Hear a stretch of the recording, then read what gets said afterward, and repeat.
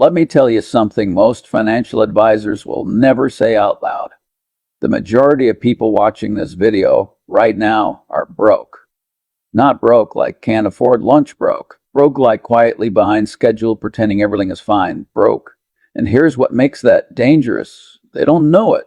They feel fine. They're earning money. They're spending money. They've got a retirement account with some number in it. And they assume that's enough. It isn't. I've spent decades watching people make the same financial mistakes. Not because they were stupid. Not because they were lazy. But because nobody ever handed them an honest benchmark. Nobody sat them down and said, here is exactly where you should be based on your age, and here is the unvarnished truth about whether you're winning or losing. That changes today. What I'm going to give you in this video is a decade-by-decade breakdown of exactly what your net worth should look like, from your 20s all the way to your 60s. Not what feels comfortable to say, not what motivates you to subscribe, the real numbers, with real goals, and the specific behaviors that separate the people who retire comfortably from the people who don't. I want you to pay very close attention because there's a moment in this video where the math will make something click for you. A moment where you realize either you're further ahead than you think, or you've been telling yourself a very expensive lie. Either way, you'll leave here knowing the truth. And the truth is the only thing worth having. Let's get into it. Part 1. Your 20s, the decade nobody takes seriously enough. The median net worth for someone in their 20s is $6,690. Let that land for a moment. $6,689.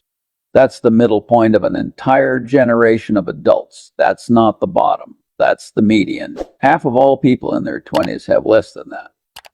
Now, I know some of you are thinking, well, I'm young, I've got time. And yes, time is the most powerful financial asset in existence. Compound interest is, as someone once put it, the eighth wonder of the world. But time only works for you if you start. It works against you if you wait. Here's the target I want you to write down. By the time you are 30 years old, you should have $52,000 in net worth, at minimum. That's based on Fidelity's well-researched guideline that you should have saved 1x your annual salary by age 30. Given that the median income in America around that age is just over $52,000, that's your number. Now I want to explain something about net worth that people misunderstand constantly. Net worth is not your income. It is not your salary. It is not what's in your checking account. Net worth is the total value of everything you own. Your savings, your retirement accounts, any equity in a car or property, minus everything you owe. Student loans, car payments, credit card balances, all of it subtracted out. That means if you have $10,000 in your checking account, $20,000 in a 401k, and $50,000 in student loan debt, your net worth is negative $20,000. You are, mathematically speaking, behind zero. This is where a lot of young people are, and that's okay for now. But you need to understand the terrain you're standing on. So let's talk about the 3 things that matter most in your 20s. First, avoid consumer debt like it's a disease, because it is. I'm not talking about all debt. A student loan at a low, manageable interest rate is a calculated investment in your future earning capacity, as long as you have a plan to pay it off. What I'm talking about is credit card debt, buy now, pay later schemes, personal loans with double-digit interest rates. Any debt carrying over 10% interest is not a financial tool. It is a trap. It is a machine designed to transfer your future wealth to a bank. Do not feed it. Second, get your savings rate to 15-20% of your income.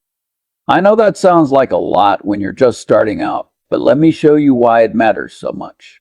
Because the numbers are almost hard to believe. If you earn $60,000 a year and you save just 5%, investing it in a basic S&P 500 index fund and earning the historical average return of roughly 8%, you'll end up with somewhere around $558,000 by your late 50s. That sounds decent until you realize it might not cover 20 years of retirement. But now watch what happens if you push that savings rate to 20%. Same salary, same market returns, same timeline. You end up with over $2.2 million. The difference between saving 5% and 20% less than $600 extra per month at that income level is the difference between a retirement you survive and a retirement you actually enjoy. That's the leverage you have in your 20s that you will never have again. Use it. Third, invest in your ability to earn more money. This one is less intuitive, but arguably the highest return investment you can make. Your income is the engine of your entire financial life. Everything else, your savings rate, your investments, your retirement account, is downstream of how much you earn. I've seen people double their salaries in a single year, not by working twice as hard, but by learning one specific, highly marketable skill. Database management, financial modeling, software development. These are not magical abilities. They are learnable, and the market pays handsomely for them. Or consider this: if you have genuine expertise in something, fitness, cooking, a language, a craft, there are more ways to monetize that today than at any point in history. Consulting, teaching, affiliate partnerships, digital products, content. The mechanisms exist. What's missing for most people is the willingness to try. Your 20s are the lowest risk decade to experiment with income. You have relatively few obligations. You can absorb failure. You can pivot. Use that freedom aggressively, because in your 30s, the cost of experimentation goes up considerably. Part 2, your 30s. The decade where the gap starts to show. The median net worth for people in their 30s is $24,500. You read that right. After a full decade of adult earning life, the middle American has barely $24,000 to their name. Now, I want to be fair. This decade is hard. Many of you are dealing with mortgages, young children, career pivots, or paying off student debt from your 20s. Life gets expensive fast. But the uncomfortable truth I want to offer you is this: $24,000 at the end of your 30s is not enough. Not even close to enough. If you follow the median track, you will arrive at retirement with somewhere between $290,000 and $300,000. That is not a retirement. That is a countdown to financial stress. So let's talk about what the target actually looks like. By the time you hit 40, Fidelity's benchmark, and I think it's a sound one, is to have 3x your annual salary saved. If you're earning $62,000 by the end of your 30s, that means $185,000 in net worth. If you're earning $100,000, the target moves to $300,000. These numbers are achievable. They are not extravagant. They require discipline, not genius. Here are the 3 goals for your 30s. First, be debt-free except for your mortgage. The 30s are your prime earning years. Your income is likely higher than it's ever been. Your skills are more developed. Your career is gaining traction. This is precisely the wrong time to be sending $300 a month to a car loan and $200 a month to a credit card. That money, redirected toward investments, compounds into meaningful wealth over the next 20 to 30 years. That in your 30s doesn't just cost you what you pay. It costs you what that money could have become. Keep the mortgage for now. That's fine. That's a long game. But everything else should be gone. Second, resist lifestyle inflation with everything you have. This is the silent wealth killer of the 30s. You get a promotion. You upgrade the car. Your spouse gets a raise. You move to a bigger house. You both get bonuses. You take the expensive vacation. None of these individual decisions are catastrophic, but together they ensure that no matter how much more you earn, your savings rate never actually improves. The people who become genuinely wealthy are almost never the ones earning the most. They're the ones who let their income grow faster than their spending. They feel the pull of lifestyle inflation. Everyone does. And they consciously resist it. That gap between income and spending is where wealth is built. Third, build a serious emergency fund. In your 30s, you are likely managing more financial exposure than at any other point in your life. A house that can break, children with medical needs, aging parents who may need support, A job market that is never as stable as it feels. Having 3 to 6 months of living expenses in a liquid high-yield savings account is not conservative. It is rational. And if you're the type who sleeps better with more cushion, 6 to 12 months is not unreasonable. An emergency fund doesn't just protect you from catastrophe, it also prevents you from destroying your investment accounts every time life gets complicated. Part 3. Your 40s. The most polarizing decade in personal finance.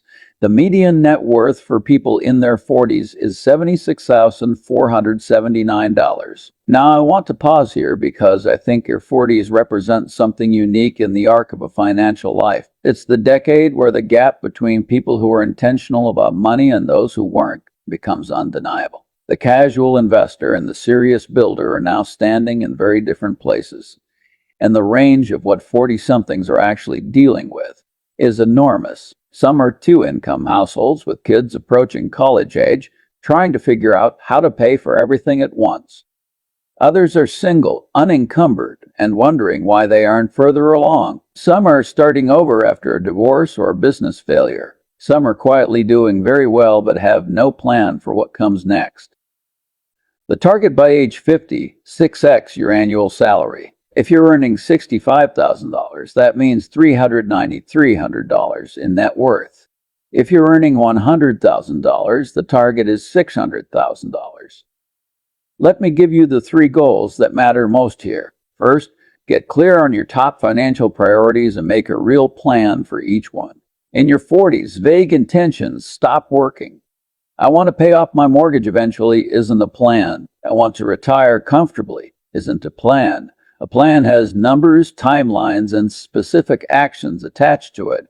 What are your top 1, 2, or 3 financial priorities? Paying off the house before 50? Funding a college account for your kids? Maximizing your retirement contributions? Pick them. Rank them. Then do the actual math. How much do you need? By when? What do you have to do? Earn more, spend less, or both to get there? Most people in their 40s are not failing because of bad luck. They're failing because they haven't done this exercise. Second, know your retirement number. Not a rough guess, the actual number. The number you need your nest egg to reach before you can stop working without anxiety. Here's how to think about it. Decide how much you want to spend per year in retirement. Let's say $60,000. Using a conservative 4% withdrawal rate, you need to have accumulated $1.5 million to sustainably draw that income without depleting your principal. That's your number. Everything in your 40s should be oriented around hitting it. If you don't know your number, you're flying blind. You'll either retire too early with too little or work 10 years longer than you need to. Neither is acceptable. Third, get an estate plan in place. I realize this feels morbid. Most people resist it for exactly that reason. But if you have children, assets, or anyone who depends on you financially, and you do not have a will, a power of attorney, and a healthcare directive, you are leaving a genuinely serious problem for the people you love most. An estate plan doesn't require a team of lawyers. Templates exist. You can adapt them, get them notarized, and be done in a weekend. The attorney route is better if your situation is complex, but something is infinitely better than nothing. Do not let discomfort with mortality cause your family to inherit chaos instead of clarity. Part 4. Your 50s. The final stretch before the finish line. The median net worth for people in their 50s is $192,964. The average, driven up by the truly wealthy, surpasses $1 million. Welcome to the big leagues. If you've followed the path we've outlined so far, you're in good shape. If you haven't, if you're looking at your current net worth and it feels far short of where it should be, I want you to listen carefully, because your 50s still offer you significant leverage if you use the tools available to you. The fidelity target by age 60 is 8x your annual salary. If you're earning $62,000, that means $496,000. If you're earning $100,000, we're looking at $800,000 to $1.2 million, depending on how aggressive you want to be. I personally believe that 10 to 12 ice is a better minimum than 8 ice. Because the margin for error in your 50s is narrowing, and you want to enter retirement with room to breathe, not room to worry. 3 goals for your 50s. First, shift your asset allocation toward capital preservation. When you're 28 and the market drops 30%, you barely flinch. You have decades of compounding ahead of you. When you're 58 and the market drops 30%, that is a materially different situation. The time you have to recover is shorter. Your ability to absorb volatility without consequence is diminished. This doesn't mean abandoning equities entirely. It means thoughtfully moving a portion of your portfolio into assets that are less volatile: bonds, fixed income instruments, dividend-paying stocks, potentially real estate or other cash-flowing assets. The exact allocation depends on your specific situation, but the principle is sound. Protect what you've built. Second, get specific about what you actually want your retirement to look like, not the retirement you think you should want, not the retirement your financial advisor assumes you want, the one you actually want. Do you want to travel extensively? That's more expensive. Do you want to downsize and live quietly in a low cost of living area? That's less expensive. Do you want to stay partially active in work, consulting, part-time projects, advisory roles? That changes the number entirely. The people who struggle most in retirement aren't usually the ones who didn't save enough. They're the ones who never defined what enough meant. Get specific, price out the life you want, then back into the mat. Third, maximize your retirement contributions, including catch-up contributions. The government gives you a gift in your 50s that most people don't fully use. Once you turn 50, the IRS allows you to contribute more to your retirement accounts than younger workers can. In 2026, the 401k contribution limit for people over 50 is $32,500 per year, compared to $24,500 for those under 50. That's an extra $8,000 annually you're allowed to shelter from taxes and direct toward retirement. Similarly, IRA contributions rise to $8,600 per year for those over 50, compared to $7,500 for younger investors. If you're behind, this is how you catch up. If you're on track, this is how you build a real buffer. There is no scenario in which maxing out these accounts in your 50s is a bad idea. Part 5. Your 60s. The harvest. The median net worth for people in their 60s is $290,920. I want you to look at that number carefully. That is the middle point of your entire generation after a full lifetime of working and earning. Less than $300,000. That, at a 4% withdrawal rate, generates about $11,600 per year in retirement income.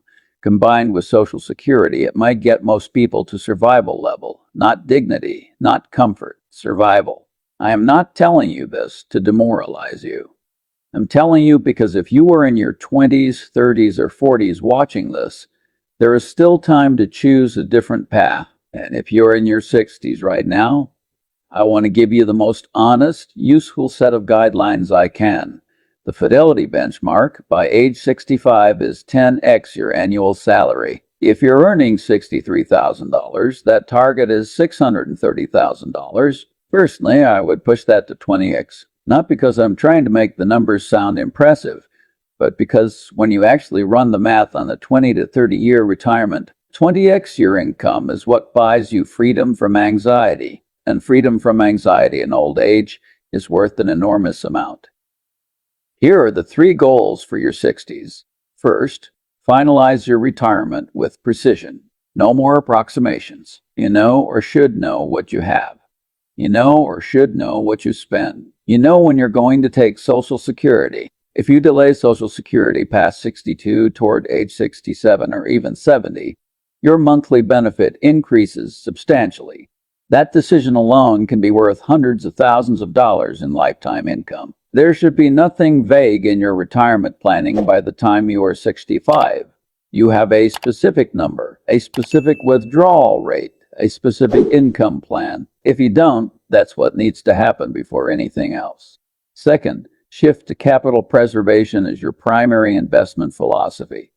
You are no longer in the accumulation phase. You are in the distribution phase. That is a fundamentally different mindset, and it requires a fundamentally different strategy. This means your portfolio should be structured to last, not to maximize growth at all costs. Volatility is now your enemy, not an inconvenience you can wait out. Diversify, stabilize, protect. The goal is no longer to grow the pile as fast as possible. The goal is to make it last as long as you need it to. Third, pay off your house. If you bought your home in your 30s on a 30-year mortgage, the clock is run. By the time you're in your 60s, that mortgage should either be paid or nearly there. If it's not, if refinancing, life events, or other factors have extended your timeline, then eliminating the mortgage becomes a top financial priority. A retired household without a mortgage payment has dramatically lower monthly expenses than one with. That changes your required nest egg size. It changes your monthly cash flow. It changes your financial stress level. Owning your home outright in retirement is not just a psychological comfort. It is a genuine financial advantage. Closing. The one thing most financial videos won't tell you. I want to leave you with something that doesn't appear in any of the official data. The gap between the median net worth at every age I've shown you today and what's actually needed for a comfortable retirement is not a math problem. It's a behavior problem. The math of wealth building is not complicated. Spend less than you earn. Save the difference. Invest it consistently in low-cost, diversified assets. Give it time. That's it. There is no secret. There is no trick. What is hard, genuinely hard, is doing those simple things consistently across decades in the face of social pressure to spend, in the face of short-term thinking, in the face of the constant noise of financial media, advertising, and comparison. The people who end up in the top quartile of net worth at every age checkpoint are almost never the smartest people in the room. They're the most consistent. They are the ones who set clear targets, built disciplined habits, and simply refuse to stop. The people who end up with the median numbers, with $290,000 at age 60 and a stressful retirement, are not bad people. They're just people who underestimated the cost of small decisions made repeatedly over a lifetime. Today you have the benchmarks. You know the numbers. You know the goals for each decade. Now comes the only part that actually matters. What are you going to do about it? If you found genuine value in this breakdown, take one concrete action before you close this video. Open a spreadsheet. Calculate your actual net worth right now, assets minus liabilities. Compare it to the benchmark for your age. Be honest with yourself about what you see, because the most expensive financial decision most people ever make isn't a bad investment or a poor trade. It's another day of not knowing exactly where they stand. Now you know. Use it.